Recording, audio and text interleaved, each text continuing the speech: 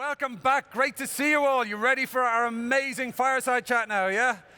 Awesome, that's brilliant. Okay, we have such a treat in store for you. We have two rock stars of the Barcelona tech scene who are going to be talking about the journey of Glovo. You're going to be seeing an interview with the CEO and co-founder of Glovo, and you're going to learn about the journey that took him, the personal and business journey that took him and his company to the recent announcement that Delivery Hero is becoming their majority owner through the acquisition of an additional 32% of the company, leading to a valuation of 2.3 billion euros. I can't tell you what an honor it is to have these gentlemen here. This is one of the great success stories of the Barcelona tech ecosystem, a massive valuation, an innovative company, and two brilliant minds about to join us on stage here today. I want you to give your biggest, warmest, most raucous welcome, please, for two rock stars who are going to join us now, the CEO of Itnig, Bernat Ferraro,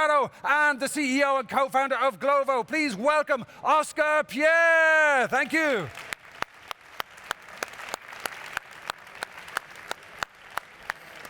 Okay.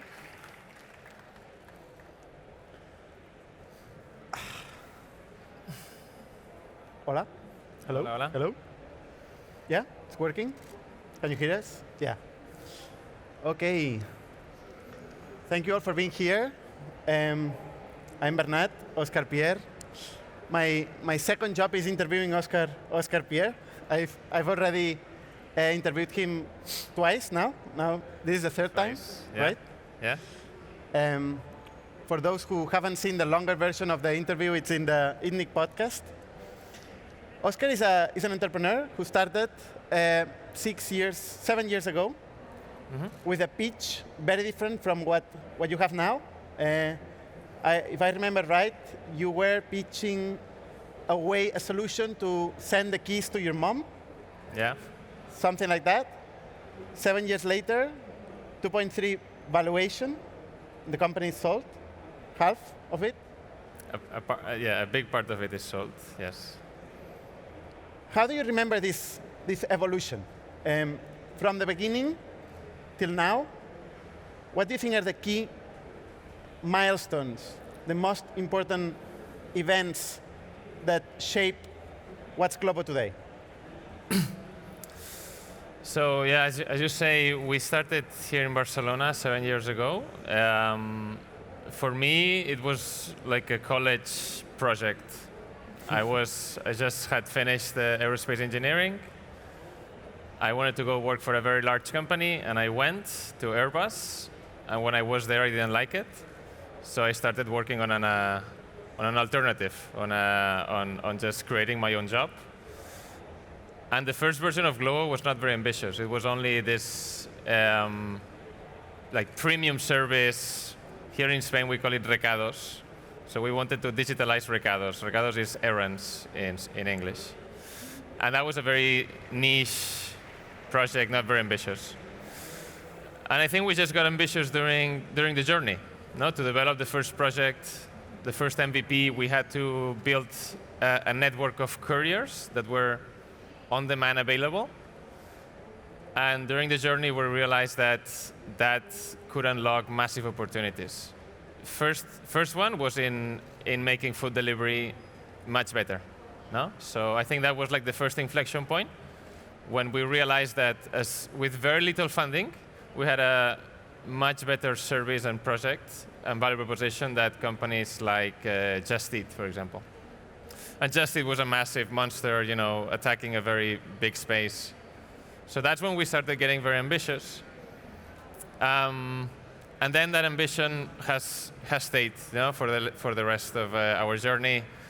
We thought very big about expanding internationally. When we started seeing that Spain and Italy were starting to work, that's when we took very big risks. We went international, very, very big. We went to South America, to Africa. And yeah, there was a moment when we believed that we could build one of the largest tech companies in Europe. And that was a shocking moment, because in 2015, when we were starting to raise money with a local business angels in Barcelona, the ambition was not there. No, like everyone, I always explain the same, which is when you went to raise money, the one common question in all the investors meetings was, who's going to buy this? No, like which American, Chinese, German player is going to buy this? German. Yeah, so it's been a German. But that was already, very limited, no, in terms of ambition, yeah. Do you think that's, you probably had this ambition somehow inside you. You say you didn't start with ambition, you probably start with ambition, but you define it differently. And at some point you say, when you saw the opportunity to make the technology or the service better than just it, that was a breaking point. And then at some point you decided to internationalize. Yeah. How do you define a roadmap to internationalize? How do you define how many cities, how many countries? Yeah. Where do you stop? So I think expansion is one of the keys of Glovo's story in two ways. I think we built a machine of expansion that was ultra fast. So we were very fast in expanding, but also we were very fast in closing. So, and one without the other would not have worked. So, again, it was 2017, we were in Spain and Italy, things were starting to work, and we said, hey, we have a massive opportunity to replicate this in many other countries. We started looking at countries that were not prime countries for the investors. No, we were not looking at UK or Germany or France. And our hypothesis was that food delivery, on-demand delivery would be a thing in any big city in the world. No? So we started looking at South America, Eastern Europe, Africa. And we basically built a team of what we call launchers that were usually young profiles with 2 or 3 years of experience that were looking for a very intense 18 months work. Mm-hmm. We trained them in Barcelona. We trained them for 3 months. Okay. They understood, they learned how Glovo worked from A to Z. And then they were off, and they worked like nomads. So we had like a team of 10 launchers that were all in parallel, launching new countries. So basically, we built a machine of launching very fast. But I think what made us really special was that we decided to shut down countries also very fast. No? We, at Glovo, we're very obsessed about winning and about being the first player. We think, we at the end of the day, we're a marketplace. And in a marketplace model, usually only one player wins, or one player has a very solid business model. And in our case, the network effects happen only on a country basis. So it's a country-to-country battle. So whenever we realized that one country would not make it, we would not become number one, we shut it down very fast. How do you realize?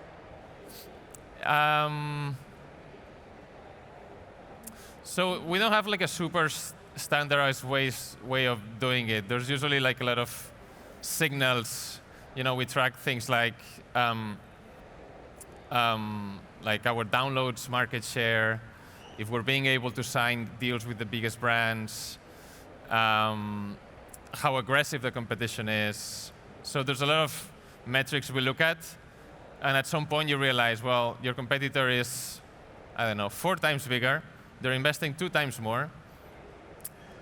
We're not going to beat them, no? Even though we can outsmart them and stuff. There's a certain point where you're like, this is not going to work, no? And we have learned to be quite fast in taking these decisions. It's a very tough decision to shut down a market, no? How fast? So Brazil was the fastest, because also it was the most obvious. We went all in Brazil. We went from operating from 0 to operating in 15 cities, having a team of 150 people in 4 months. Fantastic local team. And it became super obvious that our hypothesis of launching that country were wrong. We thought the local player was like a just eat that we could eventually beat. And we realized very soon that no, like they had a very good service, very good brand. They operated with all the restaurants. And we took the tough decision to shut it down. In how long? In 6 months? In 6 months. In 6 months. How does it look, the shape of the curve? When you open a country, the first 12 months, how does the revenue looks like? How the people, headcount, riders of an average city for Glovo? Yeah, we look more at countries more than cities. Country then. So, I don't know, a country like Spain, for example, we operate in 400 cities. We have a team of, I think, 250 people. Spain is the easy one. Yeah, but one thing we've done well is we really treat Spain as another country. Initially, one mistake that we did was that headquarters was operating Spain. And at some point, we took the right decision of, no, Spain is just one more country, no? Because what we realized was that all the executive team of Glovo, all headquarters were actually taking decisions and was super biased for Spain, and we decided to separate it. I don't know, a country like Romania, for example, also 100 cities might have like 150 people headcount. Glovo is a leader in delivery in Ukraine. Yes. And now we're in a very tough situation in Ukraine. Yeah. How do you feel it personally? You obviously know everybody in the country, and how do you act as a company in a situation like this? Yeah, so it's been the biggest thing for us since last week. So Ukraine is very important for us. We launched it 4 years ago, and we built a very large team, very large business. The team there is fantastic. They've led in things like social impact, in things like innovation. I was there 3 weeks ago, so personally also it's been very tough. And we're doing everything we can. So I think the first thing we tried to do when the war exploded was getting out of the country everyone that wanted out of our team. We have 200 people. Only 4 decided or could get out. So we still have 196 Glovo employees that are in Ukraine. And with them, it's daily very intense. We've done a lot of basic things like making sure, like advancing their salaries for 3 months. We're guaranteeing food supplies to all of them. We're using our warehouses. There's a daily check-in from every manager to make sure everyone is okay. We have also set up a team of 15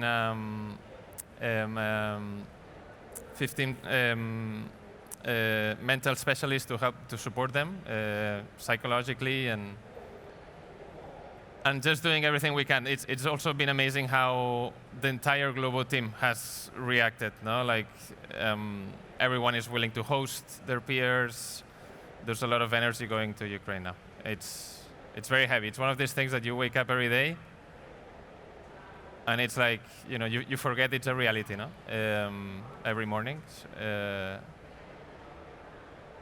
So yeah, putting a lot of energy into it now. Yeah, it's important if you find ways to collaborate with the tech world. I mean, I'm sure many tech companies are willing to help and support. So I think it's important. Yes. No, there's a lot of groups of tech companies. Kiev is a very large tech hub. There's a lot of American and even Barcelona startups that have tech hubs there. So we're getting together a lot to share best practices and resources. Yeah. So going back to the transaction that was announced at the end of last year, the sale of the company for 2.3 billion. What exactly does it mean? How does this transaction? It's only 80%. Did you sell your part? You're still shareholder. How does it work? So very simply, we got to a point where We were misaligned with most of our shareholders, so our shareholders wanted to basically exit or have a liquidity path.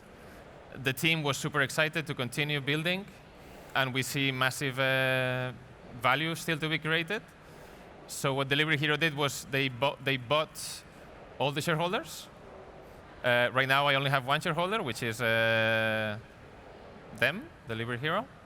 And the team has the optionality to sell. And we have an optionality to sell during the next, during the midterm. Personally, no, I still haven't sold. I believe a lot in the project. I think it's still very early. We like to say that restaurants for Glovo are like books for Amazon. No? So for us, starting with restaurants was only like a way, like a door into something much larger. I think we have something unique, which is we can deliver things in 20, 25 minutes. And this unlocks a new world of e-commerce for the future. And on top of that, when you look at our geographies, we're now operating in a total of 800 million people population, if you add all our countries' population. And in all of these countries, it's massively underpenetrated. Amazon is only present in 3 out of our 26 countries. So e-commerce in most of our countries is still not well solved. No? And all of this to say that, yeah, we're super excited, and we continue now the journey, I would say, with more independence than before. Is that so? Yeah, so I would say before we had a lot of misaligned investors by nature, no? Because we had some that had invested 6 years ago, and they were very risk averse. No? They only wanted to get out and sell. Some other investors that recently invested, and they wanted us to go hard. So all of this noise and misalignment, and it's not that I don't like them as investors, it's just the nature of, I guess, the stages at which they invested. But that probably took like 70% of my time, 90% of Edu, who was our CFO. And you want that time not to be invested in the business and in the people. So. But you have a boss now? I don't feel like it, no. I mean, yeah, I do have a boss. But before, I also had a boss that was called our board, which was a much bigger, it was much worse. It was much, it was, because they were not aligned. With Nicholas now, it's super easy, no? We talk every day, we're like almost like friends, we have the same ambition, same strategy. And Delivery Hero, it's almost hard to believe, but they have this, this very unique operating model where they want to operate in pretty much everywhere in the world by having 5 or 6 delivery companies, each of them being very independent with their own team and technology and brand. So if you go to South America, you will see Pedidos Ya, for example. Pedidos Ya is the big leader in LATAM, owned by Delivery Hero. So it's a very interesting operating model where maybe they're a little bit more inefficient because there's some duplications of what we do and what Pedidos Ya does and stuff. But I think they win in entrepreneurship, no? Because Pedidos Ya in LATAM, they still have their own founder and CEO. It's a very entrepreneurial project, their own technology. So maybe a little bit inefficient in headcount, but I think they win. They compensated with more entrepreneurs and also localizing better, no? The transaction was defined as a stock exchange, right? With Delivery Hero. Yeah. And since it was announced till today, the stock has dropped almost 50%. Yeah. So that means the transaction is finally 1 billion worth, or? So the transaction still hasn't happened. It will happen during this year. Okay. So the price, this like 2.3 billion that came out in the headlines, it's actually a bit fake because the transaction still hasn't happened, no? And the final price will depend on the price per share whenever the transaction happens. Now, yeah, all the stocks for delivery are very low. Like they have all dropped massively. We're not concerned because we still think Delivery Hero is outperforming all the rest of their direct competitors, and it's more of a macroeconomic thing that is impacting all the tech stocks, especially tech stocks in industries where the profitability is still not super high. Yeah. No? Growth stocks. Yeah. Yeah. And especially those that were hyped by COVID, they have been lowered more. We'll see. We'll see how it changes. When I ask you about your fundraising process through all these years, you're very critical with yourself. You say, I could have done it better. And I want to ask you, if you would start now, Glovo, how would you do it? How would you do your fundraising strategy to grow the company? Yeah, so just to give some context, we always say that if we start Glovo 100 times, 99 times we would fail, we would die. We have been 4 times with weeks left of cash, so very, very there at almost having to shut down. And fundraising has always been very dramatic for us. We have raised a lot of money, but every single round has been super risky. What I would have done, there's one core value in Glovo, which is staying humble. And we strongly believe in humility. So Sasha and I, it was one of our first values since day one, and it's still there. And internally, it's very important, but I think it plays against you in fundraising. I think when I compare, to some other competitors, maybe they were a bit more aggressive, more bullish. I don't want to say lying, but there's a very thin line between exaggerating and lying. So, and us, Sasha and I, were super humble, super transparent with the goods and the bads, and now reflecting back, I don't think that's the best for. So you need to lie. You need to be at the edge of lying, and you certainly need to be, very bullish. Yes. And I think we were not enough. We were too humble, too transparent in all of our fundraisings. But look, I find it hard to believe that you are always this humble, always this calm. You look very calm when you talk. No, you look like in peace. But do you get angry? I mean, you have so many people, so many problems you're managing. Do you ever get angry?